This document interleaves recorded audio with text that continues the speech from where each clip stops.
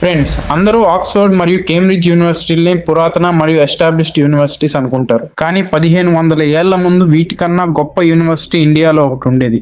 దాని పేరే నలంద విశ్వవిద్యాలయం. అది అప్పట్లోనే ప్రపంచవ్యాప్తంగా ఎంతో ప్రసిద్ధి చెందింది. అక్కడ చదువుకోవడానికి వివిధ దేశాల స్టూడెంట్స్ కూడా వచ్చేవాళ్ళు. Like China, Korea, south east Asia నుంచి కూడా స్టూడెంట్స్ వచ్చేవాళ్ళు. నలంద యూనివర్సిటీ చిన్నది కాదు. అక్కడ ఎప్పుడు 10,000 మంది విద్యార్థులు, 2,000 మంది టీచర్స్ ఉండేవాళ్ళు.